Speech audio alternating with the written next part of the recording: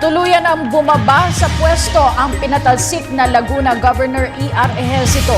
Kaninang umaga nagpunta si Manila Mayor Joseph Estrada sa Laguna para kausapin si Ejercito. Narito ang ulat ni Noel Perfecto. Tuluyan ang bumaba sa pwesto bilang gobernador ng lalawigan ng Laguna si Gobernador George E.R. Ejercito ngayong araw na ito. Eksakto alas 9:30 ng umaga nang sunduin ng dating Pangulo at Manila Mayor Erap Estrada ang kontrobersyal na pamangkin nito na si E.R. Ejercito na 4 na araw nang nakakubli sa loob ng Kapitolyo. Inaantay ang paglabas ng desisyon ng Korte Suprema sa inihain na status quo ante-order ng mga bugadi nito kaugnay ng pagpapatalsik sa kanya ng COMELEC sa salang overspending noong nakaraang halalan. Matapos ang pagdepensa na ginawa ni Mayor Erap sa pamilyang Ejercito, muli nitong idiniin na kahit kailanman di mapapayagang masira ang pangalang Ejercito sa ganitong klaseng pamamaraan. Dito rin kinumbinsi ni Erap si Gobernador na bumaba na sa pwesto ng matahimik at mapayapang pamamaraan. Pero ngayon kailangan bumaba siya kasama ko, alang-alang sa payapaan sa naliligan ng ating naliligan. Kung po ating pag-ulam, kung sakali man, hindi maganda, hindi sa kanya, mabilis na yung dalawang doon, magbabalik ako bilang gobernador. Magbabalik bilang gobernador.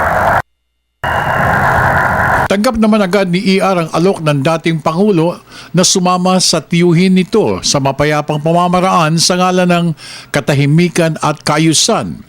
Bagamat masama ang loob nito na iwan ang kanyang mga constituents, sinabi naman nito na pansamantala lamang dahil anuman na magiging kalalabasan ng desisyon ng Korte Suprema sa Hunyo at 17 ng taong kasalukuyan, ito'y kanyang rerespetuhin.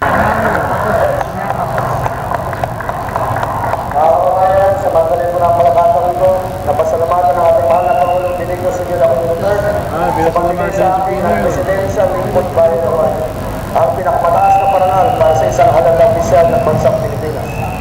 Huwag po kayong magalala mga Lagunenyo, kahit wala na po ako sa pwesto, ako si Governor George E.R.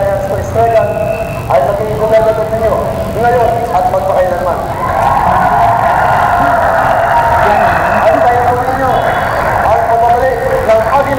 Samantala, sinabi naman ni Laguna Governor Ramil Hernandez na formal siyang manunungkulan sa Lunes bilang legal na itinalagang gobernador ng Laguna. Tiniyak niya sa lahat ng empleyado, scholars at iba pa mga kawani ng Kapitolyo na walang mawawala sa kanilang pwesto hanggang sa matapos ang pinal na assessment na gagawin ng mga bagong opisyalis ng probinsya. Hingil naman sa serbisyo na iniwan ng dating gobernador, sinabi ni Hernandez na kanyang ipagpapatuloy rin ng mga ito, partikular ang scholarship program ng mga estudyante at ang Orange Card Services para naman dun sa mga nangangailangan na may hirap. Sinigurado ko po na walang magagambala o walang maaantala na trabaho at programa ang ating pong probinsya. Yung pong ating mga empleyado, wala po kayong dapat ipag-alala dahil meron na po akong utos na ipagpatuloy po nila yung pong mga casuals at yung pong mga job orders hanggang sa June 30 dahil yung po talagang katapusan ng kanilang termino bilang casual at bilang JO. Ipinagdiinan rin ni Governor Hernandez na sakaling pabor sa dating gobernador ng Korte Suprema, agad ninyang lilisanin ang posisyon at kanya itong bibigay sa dating opisyal. Kapag po naman nag-desisyon ng Supreme Court na kailangan kong ipagpatuloy ang aking panunungkulan na naayon po sa batas, ipagpapatuloy ko po at doon ko po hihingi ng suporta ng ating mga kalalawigan para po sa katahimikan at kaunlaran po ng ating lalawigan. Para sa Telebisyon ng Bayan, ako naman si Noel Perfecto.